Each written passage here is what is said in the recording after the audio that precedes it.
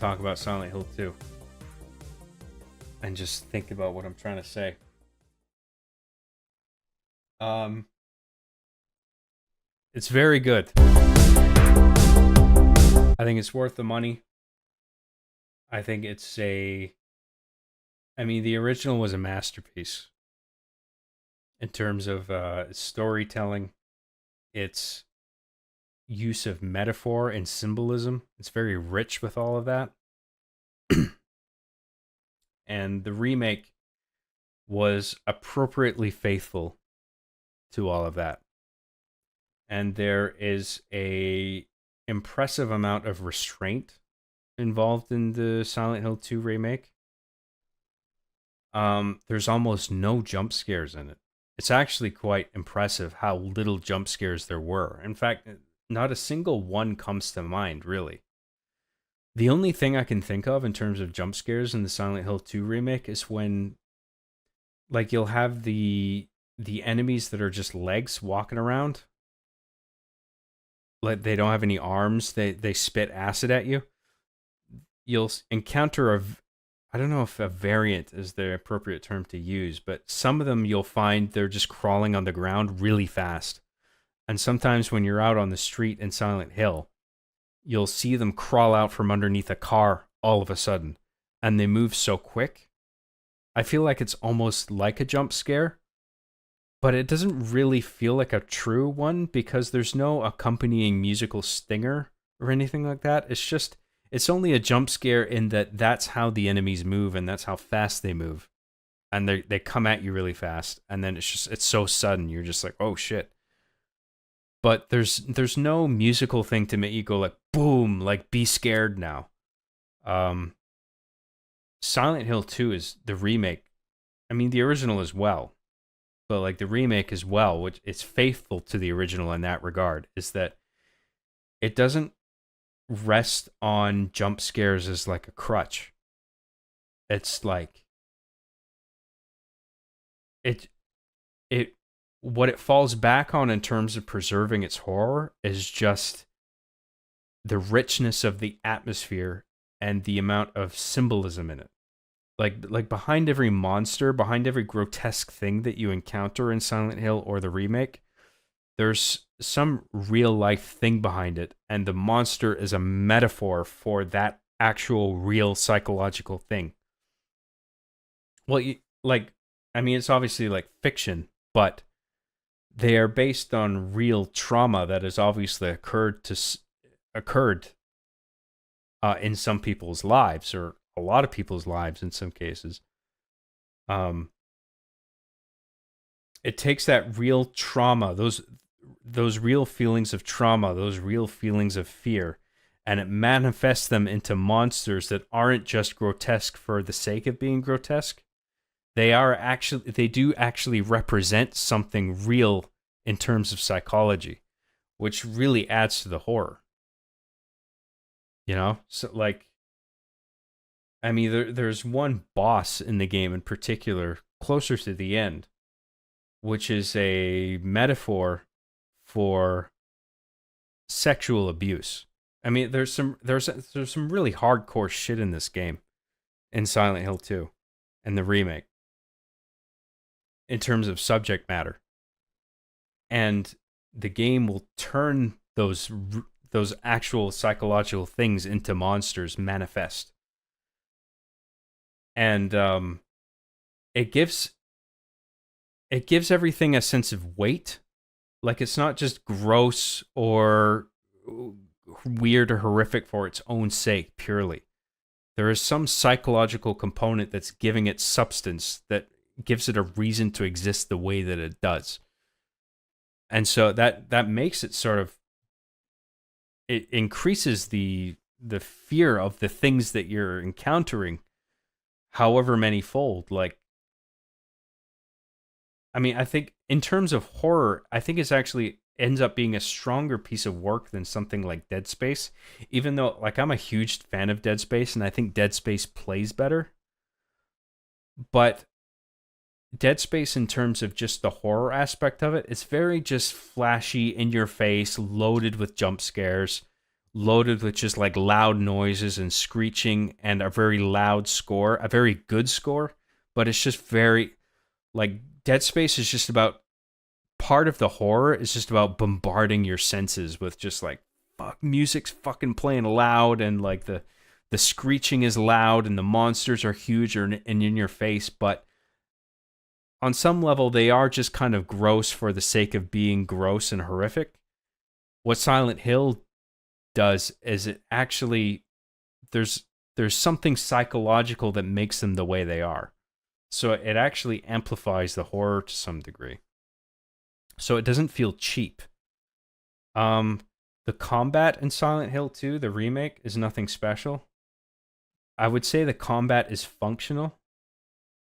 I found it a little bit clunky, to be honest, but I don't know, maybe clunky isn't being fair to it. It is functional. The dodge works. The hitting the enemies, it works. It's a little too simplistic and repetitive, and I wish there were more enemy types. It does feel like it's a bit lacking in terms of the enemies that you encounter, but what's good is that the enemies that are there, they are all symbolic of something, right? So, this is spoiler territory, okay? But in Silent Hill 2, you play as a guy who killed his sick wife because he was unsatisfied with the life that taking care of his sick wife brought him. And the Silent Hill serves as this place that sort of lures the damned into it, into itself.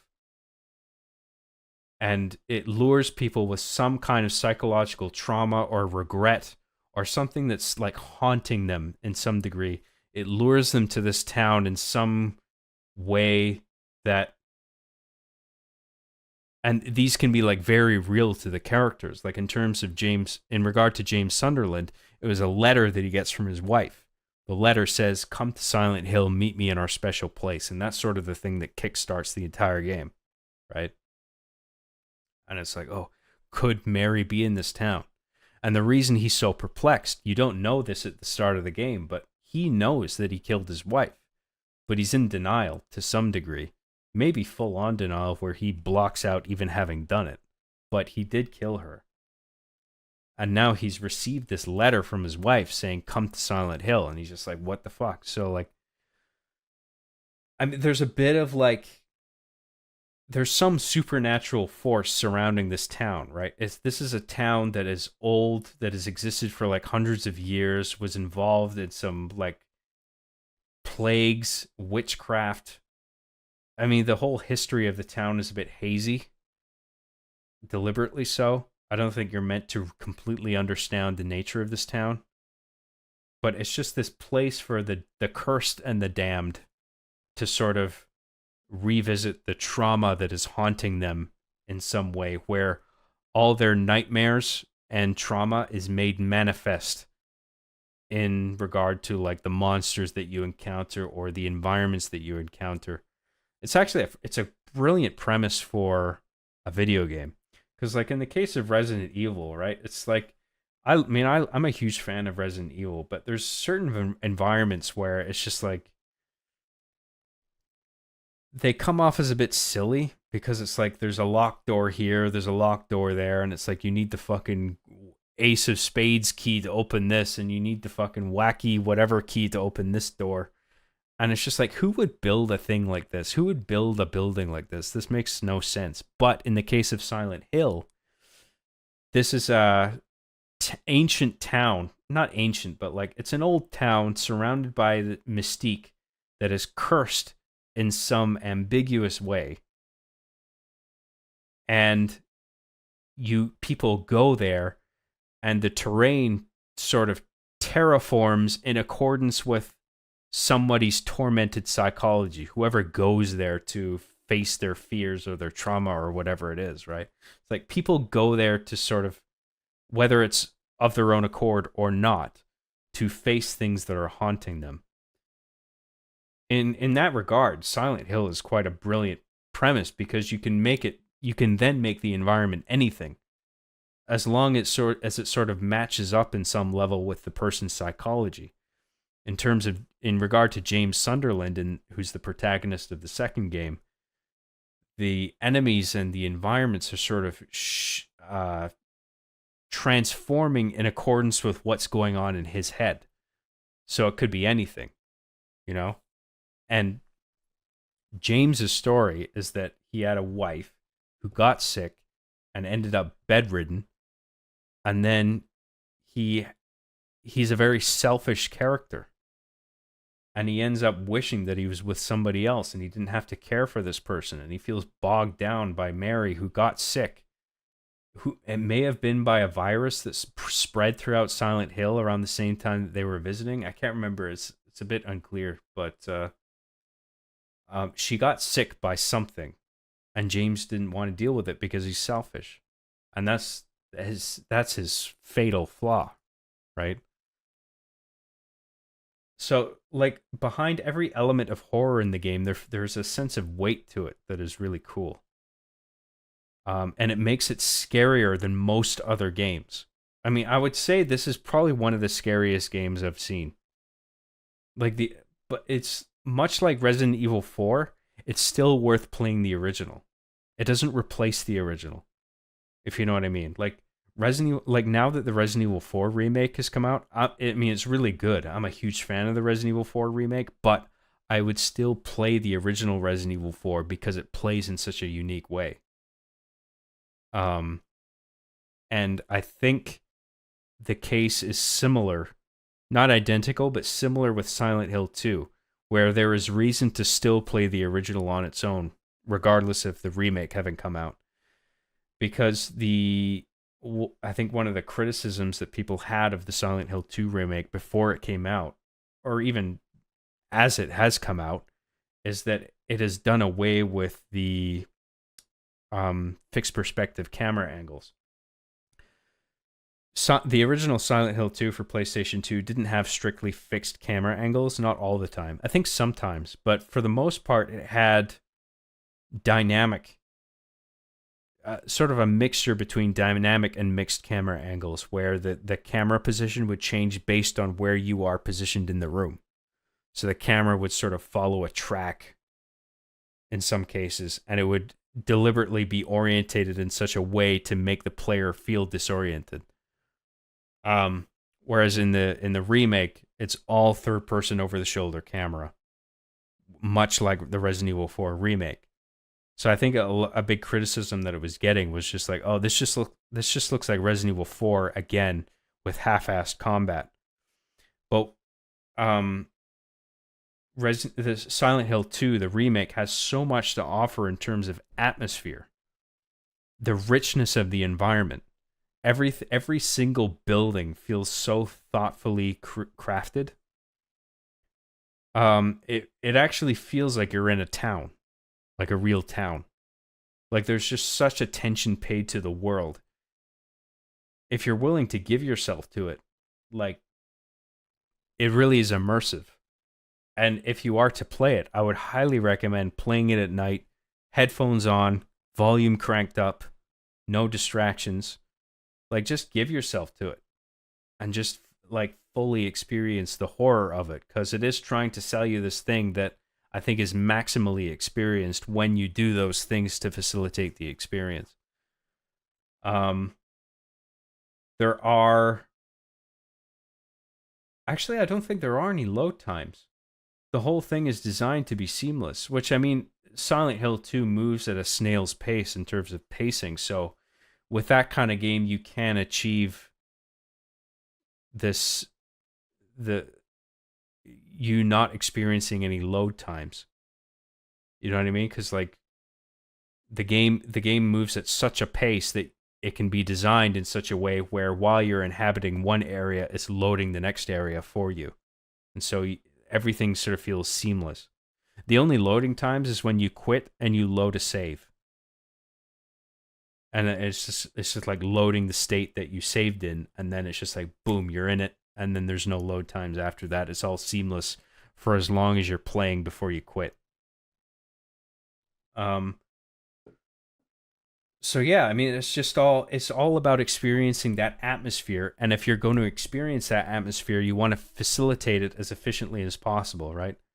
And I mean, I'll be honest, I turned the combat down to light because I was actually having problems with the combat. I found it difficult to. I'm terrible at timing dodges.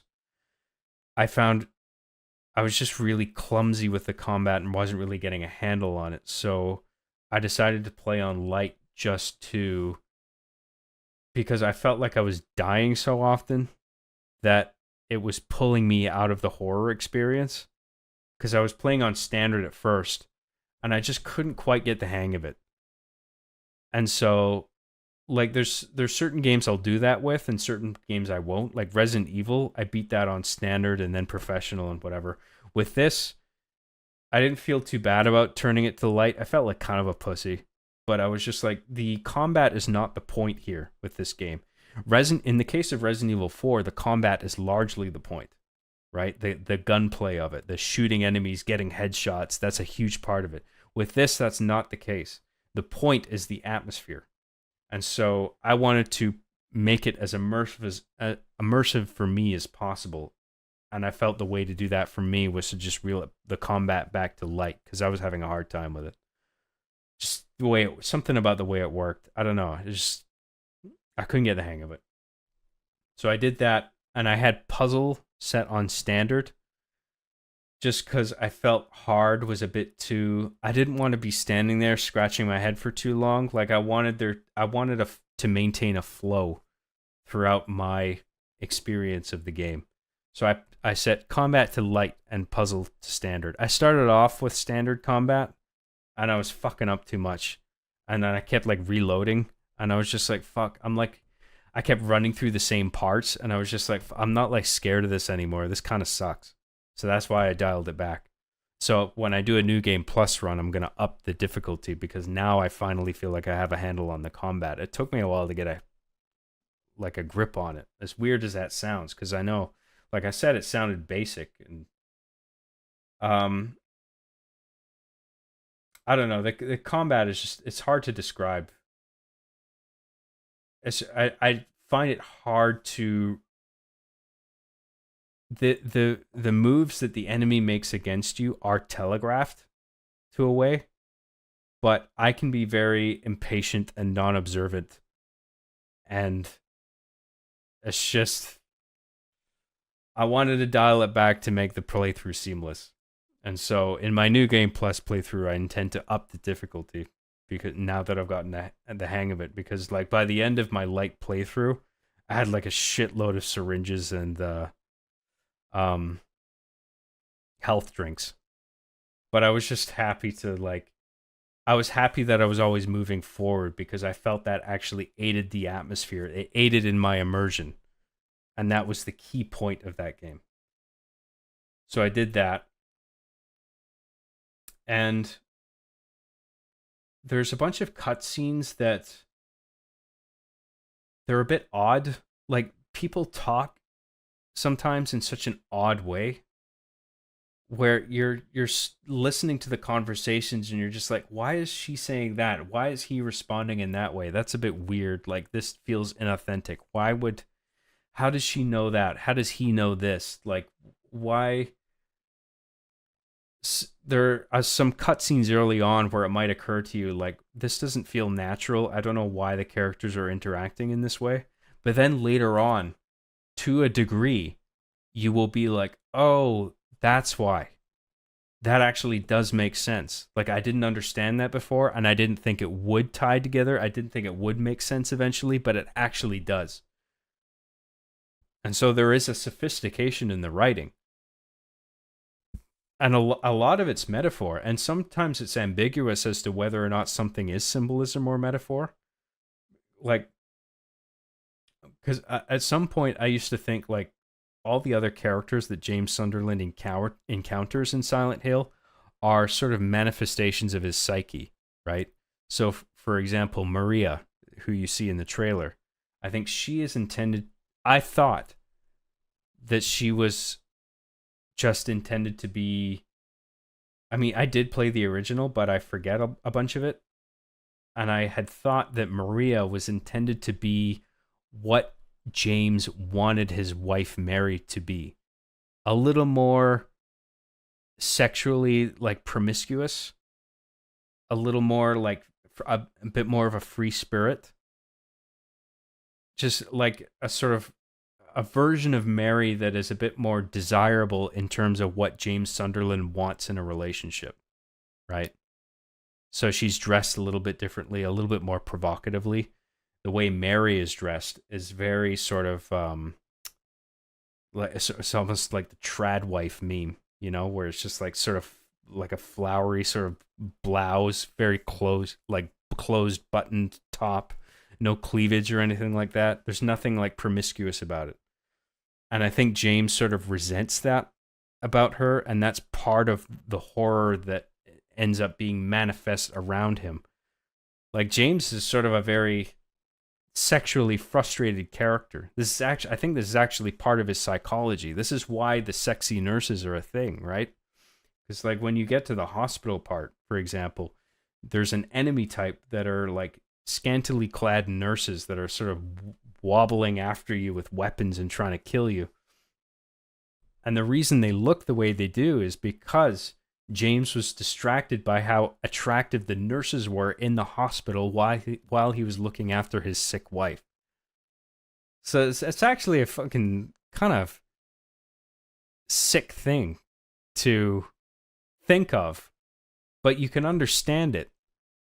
And I find it really interesting, like deriving an enemy type over that kind of psychology, where James has to sort of this lust that he feels is being manifest into actual monsters that he has to fight.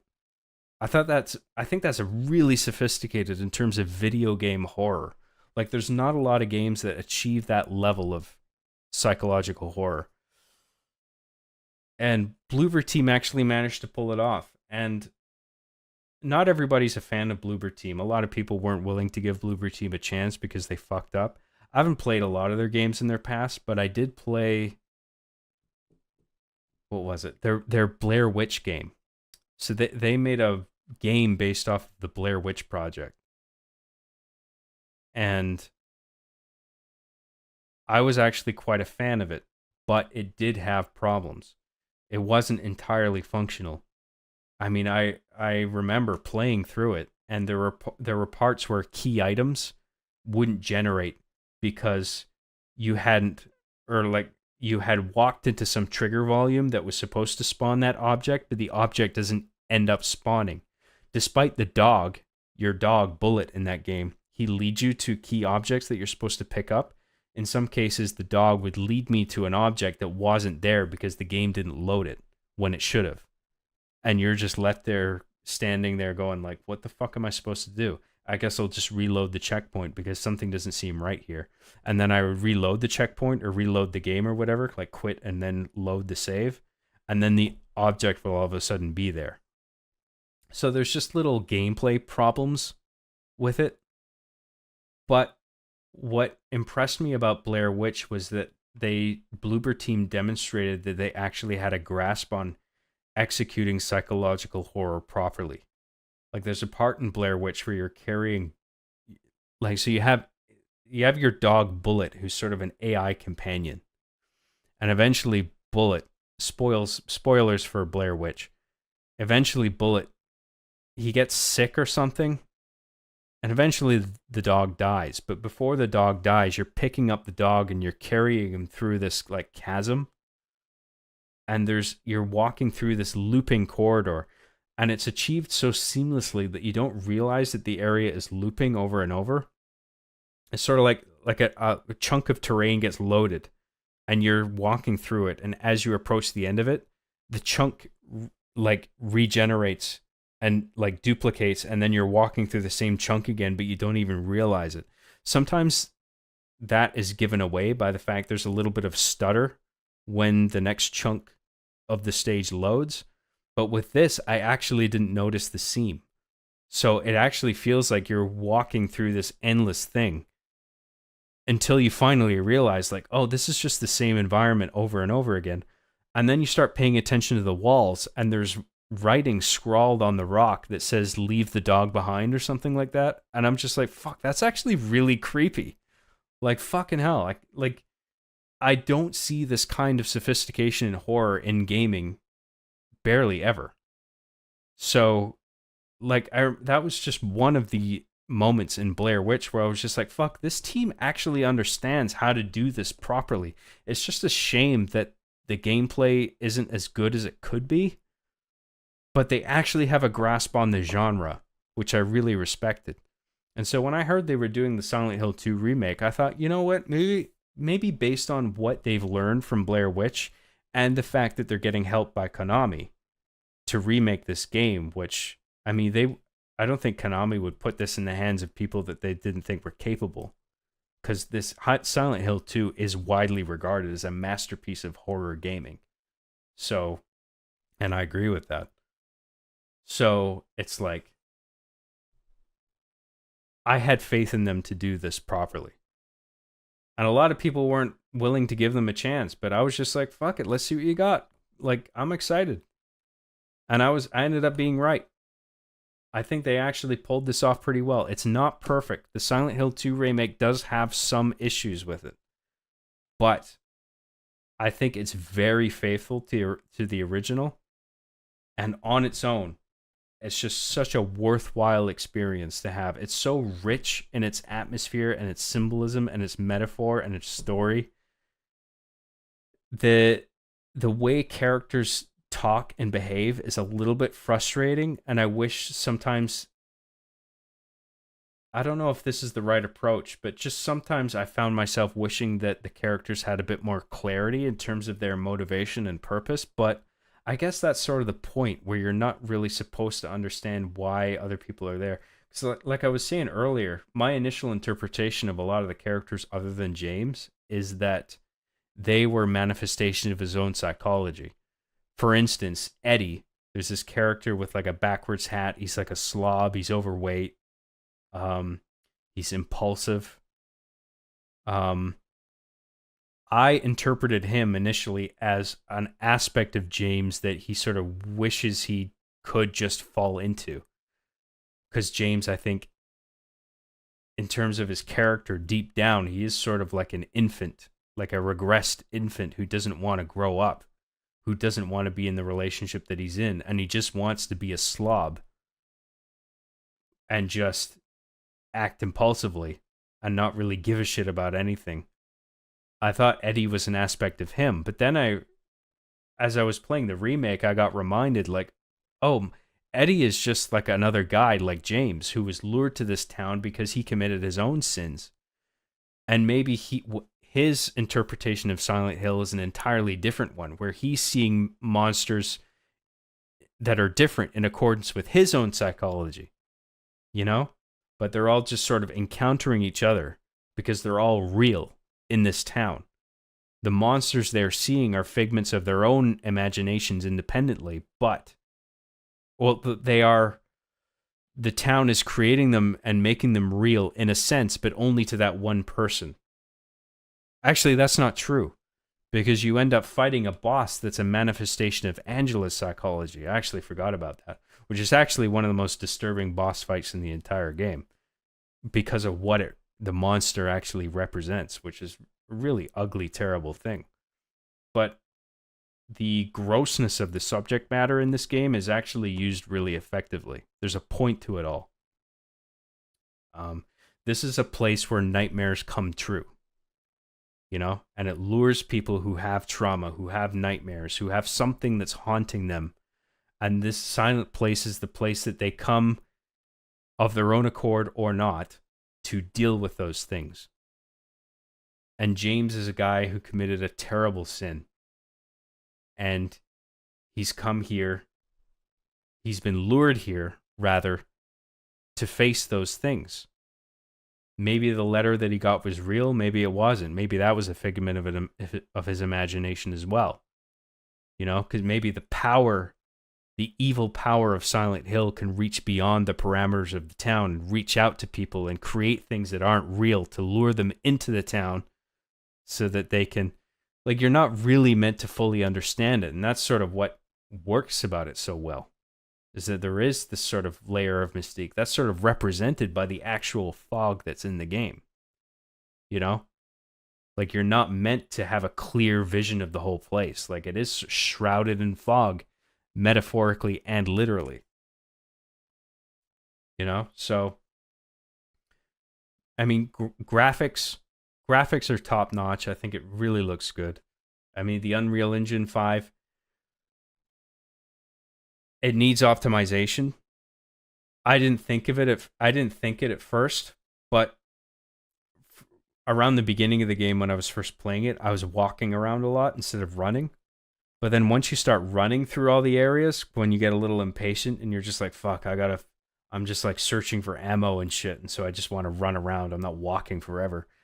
When you run around, you start noticing stutters and like new areas and enemies loading in a way that you didn't before when you were just walking around. And so I do agree that the engine itself, because I don't think it's the game specifically. I think it might actually be Unreal Engine 5 that needs further optimization.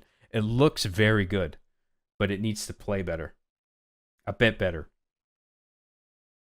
And that was me scaling down the graphics too. Like I'll happily play a game on like 1080p or even 720p, as shocking as that might sound to some people, and then crank all the graphic settings all the way up because I actually don't mind the loss in resolution as long as everything plays smoothly. But even then, like when you're just walking around an area, you get like 60, or running around a limited area, you get like 60 FPS at least, which was good. But when you sort of enter some new broad area, you'll see a bit of stuttering, and that sucks. So I think the engine could be optimized to iron problems like that out. But if you can forgive things like that, which I can, um, it's a quality experience. It's the price is steep. I mean, for me, it was like $93 Canadian or something altogether, and it's just like that wasn't even for the deluxe edition. The deluxe edition's like another 10-15 bucks. But like, I think it's one of the best horror gaming experiences that you'll ever try. I think um they're few and far between. So I think it is actually worth the money for the experience, and there is plenty of content there. Um, if you play on light combat and you a combination of walking and sometimes running through all the environments, it'll take you at least 20 hours to finish everything, which I think is pretty good in terms of gameplay runtime. And it builds to a satisfying conclusion. I mean, it's horrifying, but it's like in a good way. And the whole experience feels so rich and thoughtfully crafted. Um, that I recommend it. The combat is nothing special, but the combat is not the point. The atmosphere is the point. The idea of putting you there in Silent Hill in a horrific situation.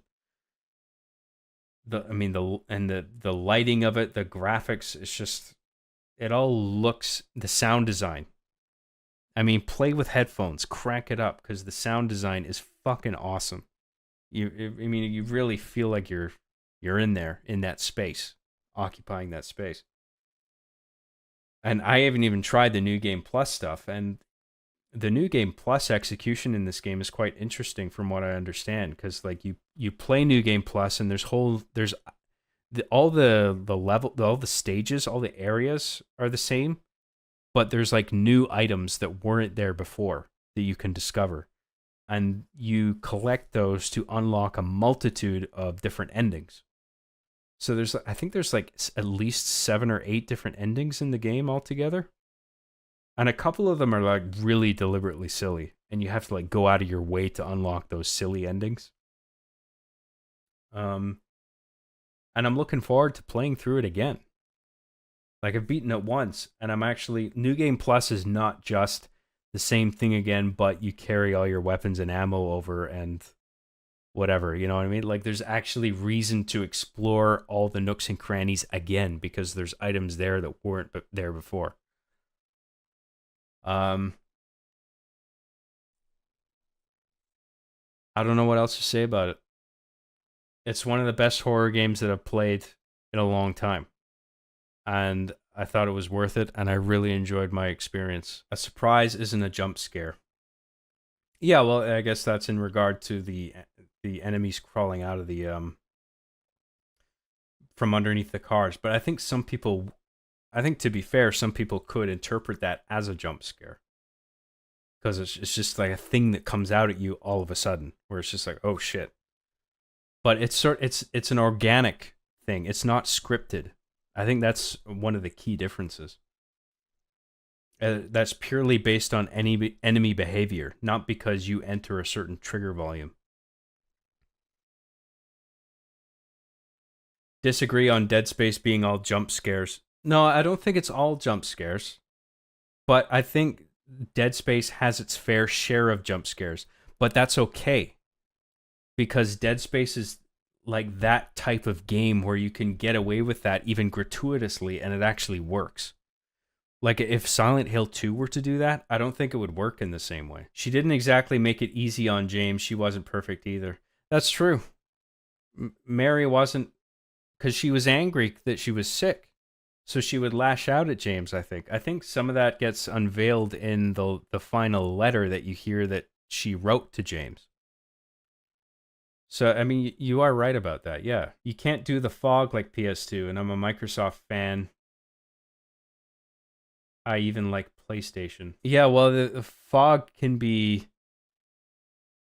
It's not as it's. I think in the PlayStation 1 Silent Hill, it was very simple. Like it was simply like a gradient wall, you know, where it's just like this is where the gradient starts, 0% or 100% opacity, and then you sort of within a certain window, you go from 0 to 100, and then it becomes impossible to see beyond that. And that was the extent of the fog. There wasn't any more sophisticated than that. But in this, there's actually the fog feels volumetric. You know, it's like actual clouds coming at you. Maybe a little bit too much, if I'm being honest. Like I wonder if maybe it would be better to just execute it a little bit more simply, maybe closer to how the PS1 did it. Because I think that is sort of how actual fog behaves. Like it's not like a most of the time that I've experienced fog in real life, it's not like a cloudy mist that's coming at you. It's just sort of it is sort of just a natural gradient of visibility. But I thought the fog in the remake was pretty well done. It did look cool. John isn't a real gamer because he doesn't play on max difficulty. Yeah, I know, I'm a loser. Why did I know he was going to say trad wife, lol? That is sort of the outfit that she's wearing. I mean, it does sort of resemble that trad wife blouse in the trad wife Jack memes. Like when you find Mary at the end of the game, you'll think the same thing. Physically speaking, mentally speaking, psychologically speaking, economically speaking, anthropologically speaking, geographically speaking, John is always right, lol. Well, I'm trying to phrase certain things in a certain way that I think makes sense. Bubblehead nurses and Pyramid Head should never have been in any other games. Oh yeah, like when Pyramid Head shows up in the movie. I mean, don't get me wrong. I actually like the Silent Hill movie, the first Silent Hill movie by Christoph Gans. I think that's actually that's a surprisingly sweet horror movie.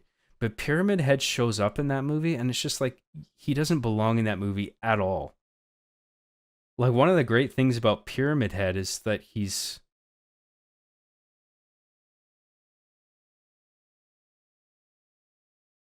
I don't the game James's history with his wife Mary.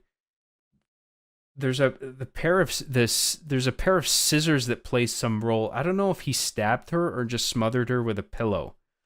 But there is something about the scissors where Pyramid Head is dragging one blade of a giant pair of scissors. That's like his weapon. And then there's near the end of the game, you as James carry the other half. And so that I think that is symbolic of something, but I actually can't remember what it is because I can't remember the scissors playing a specific role in James's history, but I think it does. I'm drawing a blank on what it might be. Who okayed the $70 price tag? Why are people just okay with that being the new norm? Look, inflation is a thing, okay, and that affects everybody. I don't think the developers or publishers are solely to blame for the price of the game, but it is a lot. But it is a quality experience that you're getting in return. And, you know, a bunch of games are coming out and it's the same shit. Dragon Ball Sparking Zero is the same fucking price. It's the same shit. You know? It's just you gotta pick what's worth it to you and what isn't. Silent Hill, I mean, I love the survival horror genre, and I felt this was a quality experience worth investing in.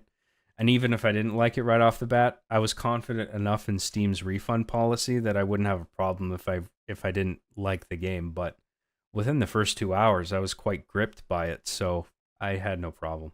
I was okay with it.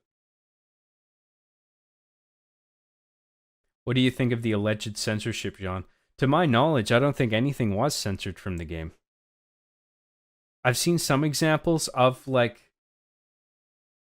revisionism or injection of like woke politics or whatever, but all the examples I've seen in regard to Silent Hill 2 are fucking bullshit. Like for example, there's sort of like an LED light that's if you go into this bar in Silent Hill, it's like a strip club. And there's like an LED outline of a woman with sort of a chubby belly. And above her it says the word paradise. That's in the original game. And then the remake did it. And then there's people saying like, oh, they made the strippers pregnant in the remake. Like this is just woke bullshit. But that was actually in the original game. I remember the same sort of thing with the Dead Space 2 remake where there's like scrawling in the wall saying fuck capitalism or something like that, and people interpreted that as just like, oh, these fucking socialists making these games, like they're injecting their politics. That was actually in the original game as well. You know? So there's these situations where they're actually being faithful to the original material. It's being reinterpreted as an injection of ideological activism or whatever. You know? And it's just like there are certain cases where that is an issue, but not here. You're reaching for the wrong. This is a bad example to pick because this was actually in the source material. You know? So if there was something censored in this, I don't remember what it was. And the biggest gripe with the remake seems to be the way Angela's face looks. And I really don't have a problem with it because I think it actually her sort of widened face, I think, draws attention to Maria's more conventional sense of attractiveness, which strengthens her as a symbol of what James wanted from a relationship with Mary that he didn't have. So it actually serves to strengthen that symbol. I don't think that's purely just about, oh, let's make all the chicks ugly because of some sort of DEI initiative. I don't think that's the case here. Maybe a little bit, but like honestly, it's not enough to bother me. I think Angela looks fine in the remake. Not sure why it's scissors, but the knife symbolizes James' obvious heavy guilt and burden.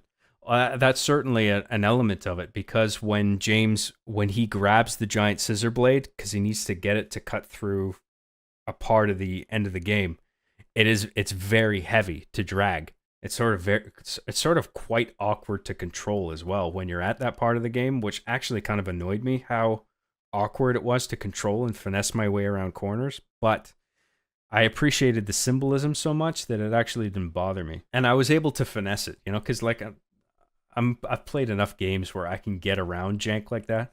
I mean, I played through the Sonic Adventure games for Christ's sake. Like I can work my way around jank. I'm not excusing the presence of jank. I'm not sure that moment in Silent Hill 2 qualified strictly as jank.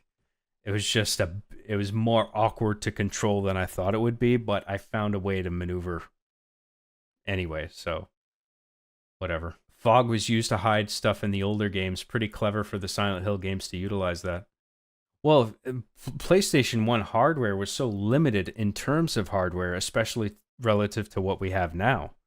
So, like with a game like Silent Hill, with a sort of a camera that's level with the ground, and you can potentially look at an entire span. Like if that fog wasn't there, that would be a hell of a lot of terrain to render. But because the fog is there, it doesn't have to render that all at once. It can render everything in a concentrated amount of detail within a limited radius. That was what was so great about, like, I mean, it was the same sort of thing with Resident Evil, right? Like, one of the reasons it had fixed camera perspective in the first place is because it didn't require all that hardware taxation to render all the environments in real time, right? It was all pre-rendered environments because the camera was absolutely still. You could get away with that. And then you could pour the entire polygon count just into the player and the enemies. And that was it. None of the environment. The environment was all just pre-rendered graphics. So it was an efficient use of the hardware for the time. Nah, they're price gouging. It could be a mix of that. I do think inflation of the currencies, whatever nation it is, plays a role. But companies could very well be taking advantage of that. Like, they could be raising their prices and just saying, oh, well, you know, inflation. Like, oh, this economy, oh, $90, please. I think there is a bit of that. But I don't know. Like, I was willing to spend the money personally because I think it is a worthwhile experience. I disagree, John. I think the industry is bloated with many useless roles and people who overinflate their skills. There's no reason a UI team should cost $5 million. A UI team? 5 million?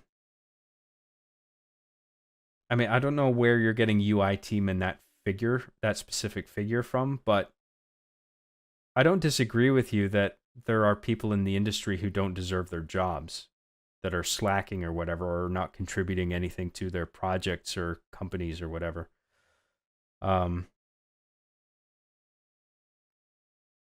Yeah, I mean, I don't think I entirely disagree with you there. It just depends on what you're talking about. Interesting job. Noticed that neon chubby woman. Did he watch Nub Zombies playthrough? No, I just remember that. I remember people posting about that on Twitter, saying like, "Oh, look what they did in the remake." I'm like, I'm pretty sure that was in the original, and it was. So, yeah. It's just people trying to make a profit off of people's anger. They don't care about the games they screech about. That neon sign tweet was so dumb. Oh, I know. Shit's fucking stupid. There's better examples to pick. If that's your argument, that the industry has been infiltrated by left-wing activism or whatever, there are examples of that. But this is the wrong one.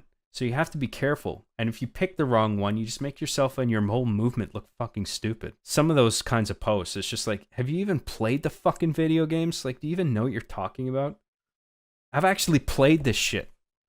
You know? I played the OG Dead Space inside and out, and I'm honestly not sure the fuck capitalism graffiti is in it. I've played the original. I personally don't remember seeing the fuck capitalism graffiti in the original.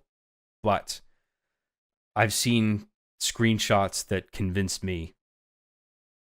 Maybe they could have been fabricated. I don't know, but I just have a hard time believing that's the case. I figure probably they were actually in the original game, and they were probably just hard to notice because you actually have to like concentrate and look for them. How Team Silent pulled these games off is a feat of God himself.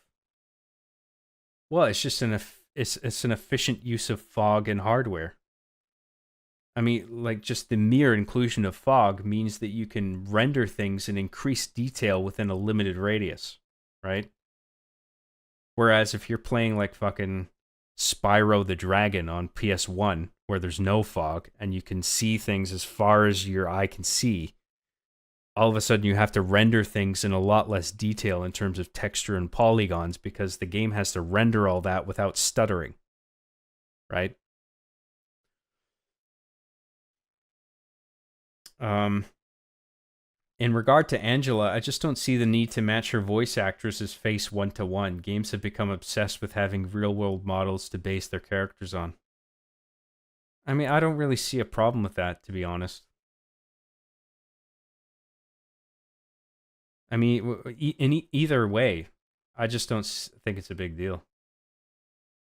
I miss pre-rendered backgrounds. Resident Evil 1 remake and Resident Evil Zeros on GameCube looked real in some instances. Yeah, I mean, the Resident Evil 1 remake is one of the greatest horror games ever made, I think. And it's still one of the best looking games despite being on a console that is multiple generations old. Like it was on the GameCube, but because it used pre-rendered backgrounds much like the PS1 version did, it was able to pour that entire GameCube powered polygon count into the character models alone. Plus the pre-rendered graphics were actually really well realized. So you had the high polygon count in the characters rendered in real time combined with the pre-rendered graphics. Resident Evil 1 and 0 on the GameCube looked incredibly good for their time. Much better than other games on the same system. There was a Sony leak that showed the budget for a specific game and their UI team was being paid $5 million. Oh, I mean, I'm not saying there's not bloat in the industry, man. I mean, I agree that there's definitely some people who don't deserve to have the jobs they have because they're not working hard enough. You know, or they don't need to be there because they don't do anything for the company or the product. Um, is that even relevant to Silent Hill 2? 'Cause I don't think it is. Maybe it is. I don't know. I just missed that. Greedy consumers refuse to pay a measly $80 so the poor corpos that make a humble 100K a year can afford to buy their third yacht this year. I'm not saying corporate greed isn't a thing. I mean, I don't know exactly what you're saying there. If it's a criticism of what I said or whatever, or if you're just making a general sort of statement on corporate greed. But like, I don't deny that that's a problem. Of course it is. I question the role that it plays in like Bloober's development of Silent Hill specifically. I just don't like the Dead Space remake because it's EA stealing someone else's work and giving it to someone else. It's not. I don't think it. I wouldn't say it's stealing someone else's work. I mean, they secured the rights to it. EA owns the rights to it. It was theirs to begin with, right? I mean, that's the way it works. I think what was it? Volition Games that developed the first one, or Visceral Games. They were working for EA, so EA owns the property. I'm just going off of what happened with gas prices increasing because of inflation. Meanwhile, oil companies were seeing record profits, and wages of people down the line didn't increase either. I don't deny that's going on. Yeah, I mean,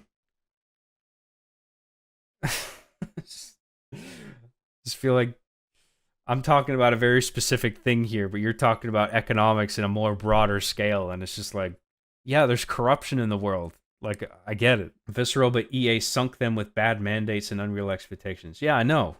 Like, I'm far be it from me to praise EA and their actions. I mean, EA has shat the bed constantly and just been a total fucking douche of a company for years, for decades.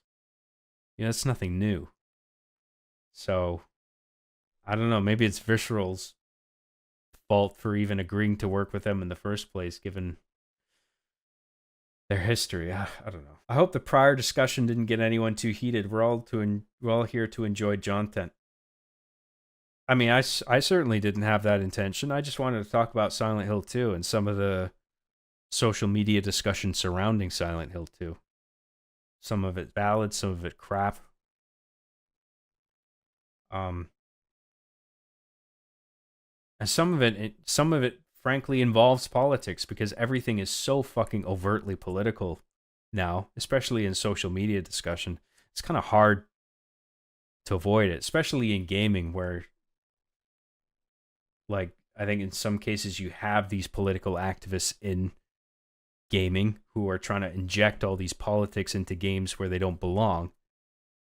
But then sometimes critics of that ideology are finding it in areas where it's not to be found. And they're saying, "Oh, look, this is so ridiculous." And it's like, actually, it isn't. If you look at the original game, like this was there already, or like this isn't what you think it is. You know, so it's just whatever anybody's political affiliations are. I mean, people are prone to just taking things too far, or taking things the wrong way, and I don't know. I'm just trying to navigate it as best as I can without sort of alienating anyone or trying to take one political side or another, because I mean, I have my political beliefs and people can disagree with them or not, but I'd rather not talk about that. I'd rather talk about things and talk about them in a way that is politically neutral, because I'm just not interested in that sort of division. Like, I want everyone to sort of, I want to hear from all sides. I want everyone to hear what I have to say if they're interested, and feel that they can say whatever and not feel like offended that I went one way or another. You know what I mean? It's just like, I'm just trying to talk about the thing and what's going on with it. It's also just much better, or just much easier to complain about something than it is to give positive reinforcement, which is why people love bad products. It gets an opportunity to gain something by bashing it. Yeah, well, that is something that bugs me in modern, like, online discourse, like especially video content, is just overtly just completely shitting on things, like so aggressively, where there's no room for nuance, like nuanced discussion about like the pros and cons of something. It's just like, if anything is even slightly bad, then it's just bad, and then it's just like, let's all shit on it because it's super bad, and then cultivate an audience where they all do the same thing, and anyone who sort of steps outside that boundary is just like, you're not one of us. That fucking pisses me off. I don't like that. I want to facilitate nuanced discussions about these things, you know, or not on my own channel, but like, that's just something generally that I would like to see, is more nuanced discussion on things, where it's just like, this thing did this right, didn't do that right. There's some good there, there's some bad. It feels like in order to be maximally profitable, it's just like, this thing fucking sucks, or it's like, this thing is the greatest fucking thing ever. It's like one of the two, and then you cultivate one audience or the other, and it's just fucking annoying, because it's just like, both of you are missing the mark, because there's a more nuanced discussion here that you are deliberately sort of overlooking in favor of just cultivating your lucrative camps of belief. But that's just my onion, you guys. It's hard to blame the critics even when they're wrong for jumping to those conclusions due to how oversaturated the activism has become in the industry. It's almost a natural reaction at this point. Yeah, well, it's a shame, because I actually do agree that activism in gaming and Hollywood or whatever is a problem.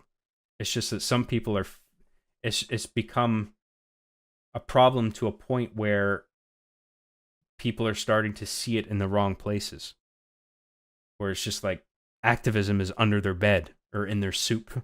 And it's just like, it's not everywhere, okay? Like, there are some pieces of media where it's not an issue, but you're seeing it as an issue anyway, because it's just like, to you, you're a hammer and everything is a nail, you know? Like, you've just fallen into that trap. Positivity can be toxic as well, don't forget. I am aware of that, yeah. I mean, you don't want to give undue credit, especially if a company is doing something that you don't like. Like 343, for instance, they've been shitting the bed constantly, and they're still apologists for 343 for what they're doing, saying they'll get it right this time. And it's just like, what reason do you have to believe that that's the case? You know? So I don't have faith in the new Halo game, for instance. But I'm willing to have my mind changed. But I just want a better video to demonstrate that than the Unreal Engine video that they put out. That's not sufficient, because I feel like they don't have any vision for the franchise, the Halo franchise, in terms of story and character. I feel like they don't know what they're doing, and it's just going to be Halo Infinite all over again. In fact, it's going to be, I think it might be the entire 343 cycle all over again, with 3 games that are mediocre. But that's just my onion. When I saw that new Halo video, I was so mad. I said, this is unreal. I see what you did there.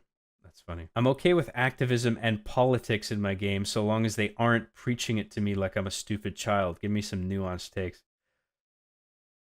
I agree with that, but I think sometimes the politics is there where it doesn't belong.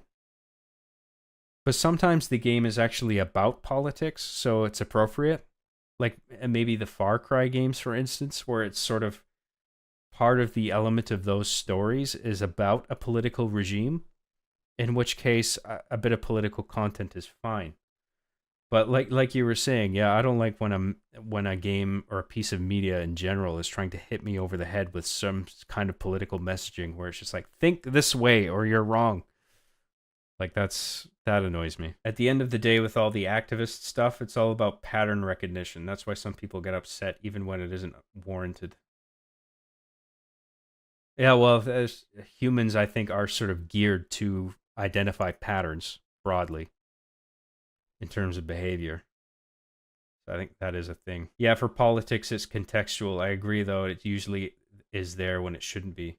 Yeah, well, I agree. I think for the most part, gaming is about sort of escapism and doing something sort of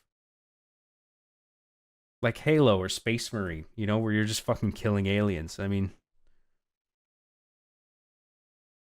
Halo 2, I think, is maybe a bit of an exception because it is part of that game is sort of about the Covenant political system and their hierarchy.